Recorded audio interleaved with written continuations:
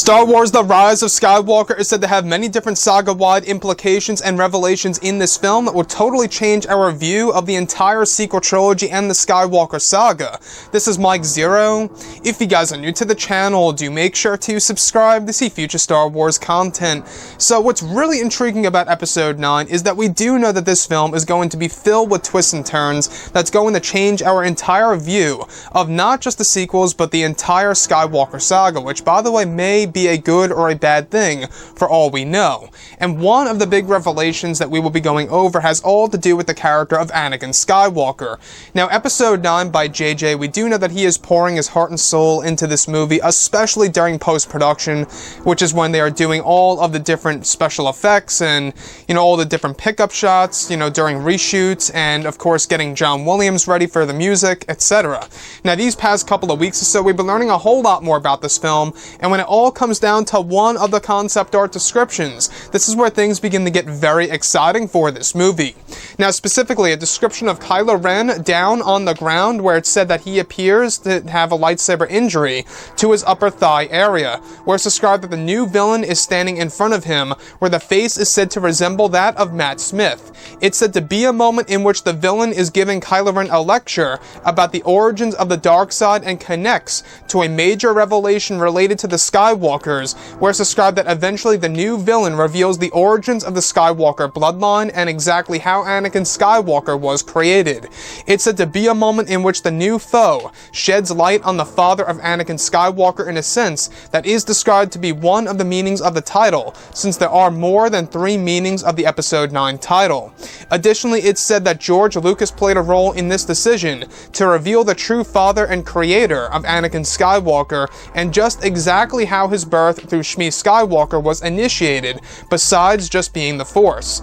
It's said that another sequence involving Luke Skywalker's Force Ghost giving a lecture to Rey will also be the partial answer to Anakin's father, and that both the Beyond and the Netherworld of the Force are the keys to this answer of the creation of Anakin Skywalker and the entire Skywalker bloodline.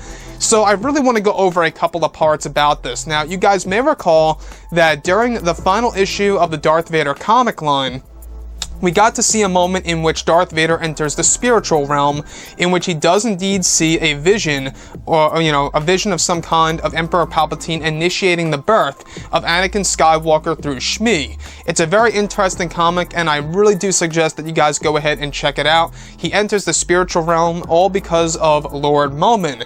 And by the way, guys, the Lord Momin helmet is actually said to be a piece in Episode 9's story by J.J. Abrams. So that's going to be a very interesting Easter egg that also connects directly to, of course, The Rise of Skywalker itself, and of course the Darth Vader comic. So what's really intriguing to me, though, alright, is that this new villain is actually said to resemble that of Matt Smith.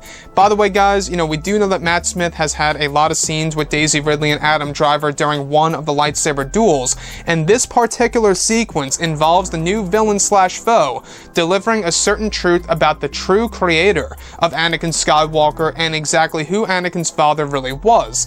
Now, the original script of Revenge of the Sith, it went over this, that George Lucas originally was going to have Palpatine revealing that he was indeed the father of Anakin Skywalker, and revealing to Anakin directly that he was the creator of him.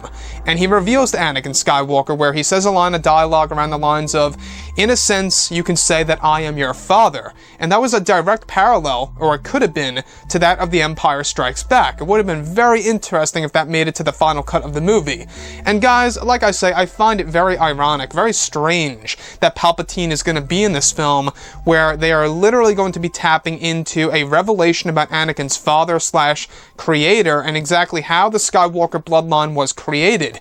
Is it quite possible that it is indeed true from the vision through Darth Vader in the spiritual realm that, of course, Lord Sidious was indeed the creator of the Skywalker bloodline, hence why the Skywalkers are always cursed to the dark side of the Force, or always go through some kind of major injury or some kind of pull to the dark side. We've actually seen this with Anakin Skywalker, we've seen this with Luke Skywalker to a certain extent, and we've especially seen this with Ben Solo. The only Skywalker that did not actually get pulled to the dark side was Leia, this in Episode 9.